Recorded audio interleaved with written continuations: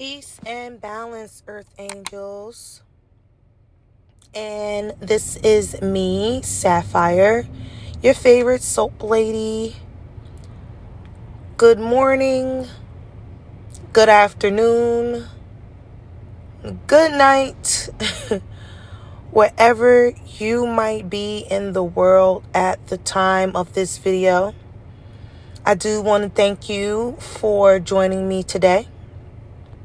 If you like the video, please hit the thumbs up button, shoot me a comment, and subscribe to my channel. So this video in particular, I'm not necessarily showing you the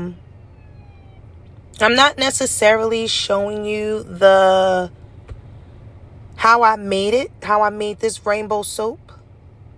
You see how beautiful it is? I do have the making of this video. I just have to go into my archive and find it because I have so many soap videos on my phone. I gotta start posting these for you guys. I don't want to feel like I've recorded this for no reason. And I made this soap during the summer. I made this soap around Christmas. So obviously I don't have this anymore. But because now it's summer. But this was very intricate to make. I did a Taiwan swirl at the top. And as you can see, I'm pulling the soap apart, showing you the inside. And you're going to see the design once I start cutting the soap. You'll start seeing the design. And if you're a beginner in soap making, I would highly suggest you use silicone molds. Because when I first started making soaps, and if you're a soap maker, please comment and let me know if you remember this. When I first started making soaps, we had wooden molds. I had wooden molds, and we would have to line it with parchment paper. And that was a pain. Anything that involves math and me measuring something is not worth my while. It is not fun for me. So, after some time, I invested in these silicone molds. And be careful when you're pulling your soaps out of these, though, because you can, if the soap's not hard enough, bam, you see the end of it? You can mess that up, but it's easy. You could just push it back. But just be careful with pulling your soaps out of your silicone molds. Make sure they've sat in the mold for at least 24 to 48 hours. And then unmold your soap. Because if not, you're going to leave fingerprints in your soaps. You're going to leave, you might make some dents in your soap that you might not want there. For aesthetic reasons, please let your soap sit in the mold for about 24 to 48 hours. Yeah, I don't know what I'm doing here. I've been playing around with my camera, trying to get a good angle. And sometimes I definitely struggle with making these videos. So I want to thank you for watching because I really put a lot of effort into my work. And being a soap artist, it takes a lot of work. And especially when you have to record everything yourself, edit everything yourself, it takes a lot of patience and it takes a lot of time. Like I had recorded the voiceover for this video already, and then for some reason it got lost. So now this is my second time recording for a 20-minute video. because I want to keep you guys entertained, you know. So I definitely talk through the whole video, but whatever. You can't cry over spilled milk, right? So, here's my soap cutter, and here's my slab of soap. And I believe I'm going to cut the end piece here. And why do I do that? I used to never cut the end pieces off of my soap. But I've noticed that when you cut your end pieces off, the soap does look significantly better because you can tell it's an end piece. Look at that. Ain't it so beautiful? You see, you can tell it's an end piece, right? Because the outside of the soap doesn't look like the inside part of the soap. You don't see the colors as boldly and brightly as the other side. The other side is very dull and matte looking, very flat. So you can tell it's an end piece. It's like a loaf of bread, okay? You get you a loaf of bread, and what do you do when you get your loaf of bread? Do you take the first piece of bread? Most of you don't. I'm sure you don't. Please comment on this video if you take the first slice in your loaf of bread. My son does because he's weird like that. Good weird. He always tries to be different. He said, I like that piece, Mom. Me, I don't like that piece off the bread. I go about 3 or 4 slices down, and then I get me a slice of bread. But this is like a slice of bread. And you cut off the end pieces. You don't, you really, I mean, you can leave the end pieces on it. There's no rules saying take the end pieces off of your soap. There's no rules for that. But like I told you before, I used to leave my end pieces on. I don't do that anymore. I do think it looks better. The soap looks better when the end pieces are not present. You see how both sides of the bar look uniform? That's what you want. If you didn't cut off that end piece, it wouldn't look like that.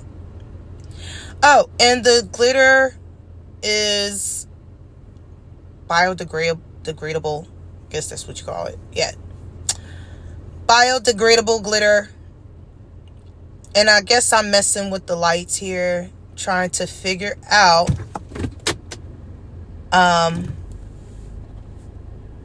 what's the best lighting for me. Just trying to figure it out. You know, you got to play around with it. Play around with your camera lighting and your angles. They have some great videos on YouTube that teach you how to use your... I'm using my iPhone. I don't have a camera yet. I would love to invest in a digital camera one of these days. You know, one of those really, really nice ones. Comment below what's your favorite camera to use. Like, what is a good camera? Because it's hard to pick a camera.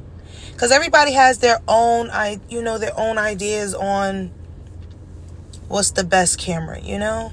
I mean, I don't want to spend a jack of money, but I do want to invest in a nice camera because I'm using my iPhone. Like, I really want to give you guys some close-up action, you know? Everybody loves the close-up action soap cutting video. So, cutting the slices up here. I usually cut my slices my bars way faster than this. I don't know what I was doing, guys. Like,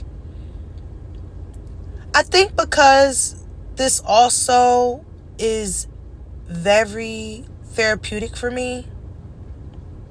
I think that's why I was taking my time cutting this, because I was just loving the fact that I was able to get all of these colors in one soap. For one, because I struggle with this thing, okay? I'm going to post a video where I made this soap and how I struggled.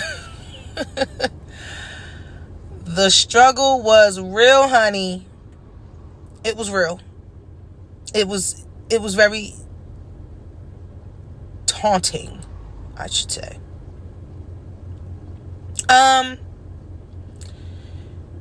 Also, if any of you recognize this soap cutter,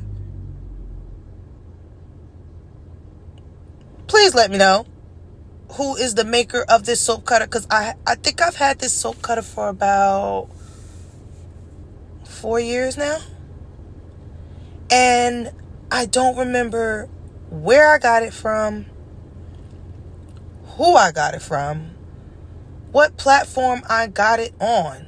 I don't remember how much I paid for it. Look, I'm cutting off the light, trying to see what it looks like in the light, without a light, rather.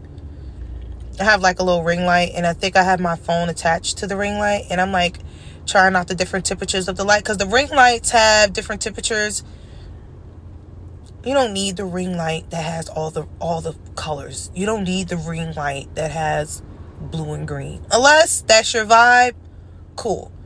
I just need it to be the white light, the dull yellow light, and the cool blue light, and the bright white. That's all I need there. What was I saying? Oh yeah, the soap cutter. If you guys recognize this soap cutter, please let me know where I could purchase another one. Because, I've had this one for 4 years. But, baby, if that string ever popped on me, because it's just a string that cuts the soap like an instrument string. And I don't know how to restring this thing. And I don't know where I got the cutter from to even look up tutorial videos on how to restring it. But this is an awesome soap cutter, guys. Please let me know if you know who the maker of this soap cutter is, because I love it. I've had it for 4 years. I have not had a problem with it ever. I was having a hard time trying to keep the soap lined up properly. That happens. That definitely happens. And also, if you're looking to invest into a soap cutter, you don't have to get this single bar soap cutter like I have, where I'm only cutting 1 bar at a time. A slab like this, depending on how thick you make the bars, these bars are pretty thick, I think, but I usually try to get like 15 bars out of this one slab. So they have soap cutters that cut multiple bars at one time, where you don't even have to waste your time cutting a single bar at a time. Also, the colors that I used, they come from micas. You can still get some really popping colors from micas, depending on the brand of mica. I usually just get mine on Amazon or whatever. They can be a little pricey versus buying the lab colors and using the lab colors. The micas can get a little pricey, especially if you want those like really red reds and those bright blues and those, royal purples. It can get a little pricey. I usually just get the sample pack. Some of them come like 24 in a pack. Some of them come like 100. It's like 10 milliliters of color.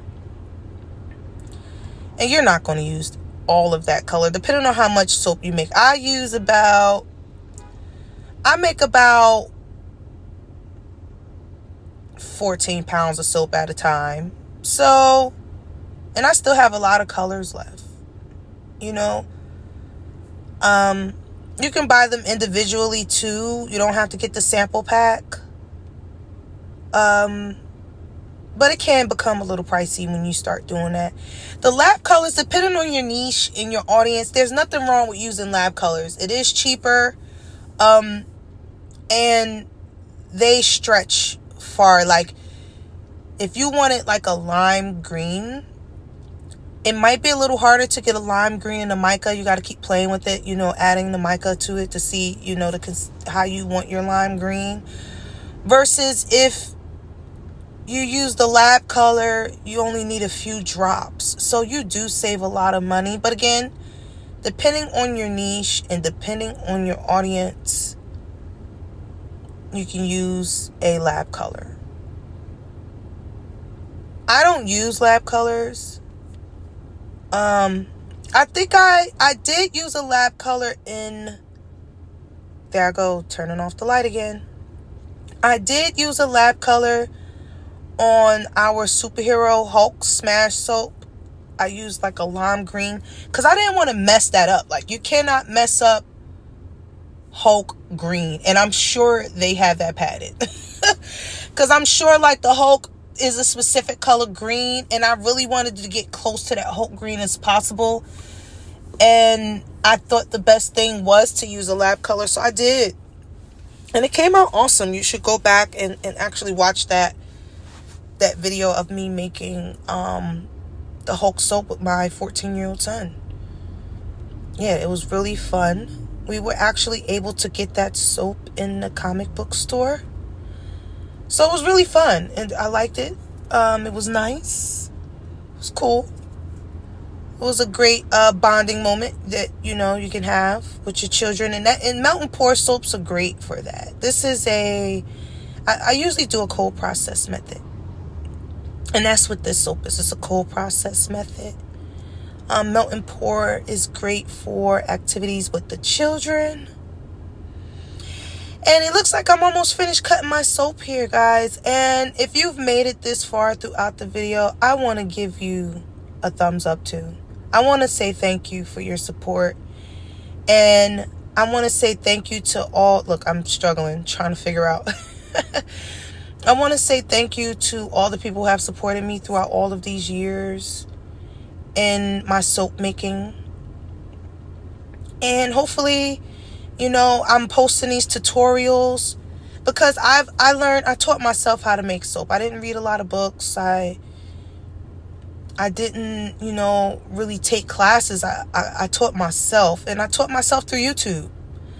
And you can also teach yourself through YouTube University. And I'm going to start posting, more videos and more tutorials, longer videos. I have a couple of shorts, but I think I need to definitely incorporate some more tutorials for you guys. And like I said, this soap didn't come out exactly the way I wanted it to. Even though it's beautiful, I'm not complaining. The soap had thickened up on me as I was pouring the soap. And when you're incorporating a bunch of colors like this, you do want it a little bit more fluid. You want it to stay fluid. So that just happens sometimes. And being a soap maker, you learn to become a great improviser.